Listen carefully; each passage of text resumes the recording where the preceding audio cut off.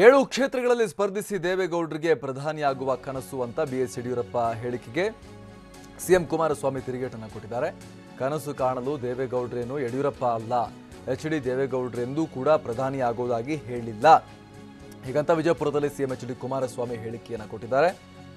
ಯಡಿಯೂರಪ್ಪ ಏನು ಹೇಳಿಕೆಯನ್ನು ಕೊಟ್ಟಿದ್ರು, ದೇವೇಗೌಡರು ಬರೀ 7 ಕ್ಷೇತ್ರಗಳಲ್ಲಿ ಸ್ಪರ್ಧೆ ಮಾಡಿ ಪ್ರಧಾನಿಯಾಗೋ ಕನಸು ಕಾಣ್ತಾ ಇದ್ದಾರೆ ಅಂತ ಹೇಳಿ ಅದಕ್ಕೆ ತಿರುಗೇಟನ್ನು ಕೊಡುವಂತ ಪ್ರಯತ್ನವನ್ನ ಎಚ್.ಡಿ. ಕುಮಾರಸ್ವಾಮಿ ಅವತ್ತು ಮಾಡಿದ್ದಾರೆ.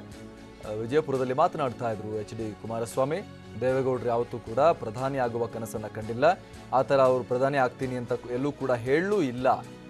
ಕನಸು ಕಾಣೋದು ಯಡಿಯೂರಪ್ಪ ಮುಖ್ಯಮಂತ್ರಿ ಆಗಬೇಕು ಅಂತ ಅನ್ನುವಂಥ ಮಾತನ್ನ ಎಚ್.ಡಿ. ಕುಮಾರಸ್ವಾಮಿ ಮುಖ್ಯಮಂತ್ರಿಗಳು ವಿಜಯಪುರದಲ್ಲಿ ಮಾತನಾಡ್ತಾ ಯಡಿಯೂರಪ್ಪ ಹೇಳಿಕೆಗೆ ಕೌಂಟರ್ ಹೊಡೆದಿದ್ದಾರೆ ಈ ರೀತಿಯಾಗಿ.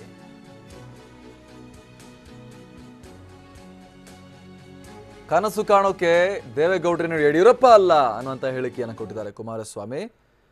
ಯಡಿಯೂರಪ್ಪನವರ ಹೇಳಿಕೆಗೆ ಈ ಮೂಲಕ ತಿರುಗೇಟನ್ನು ಕೊಟ್ಟಿದ್ದಾರೆ ವಿಜಯಪುರದಲ್ಲಿ ಮಾತನಾಡ್ತಾ.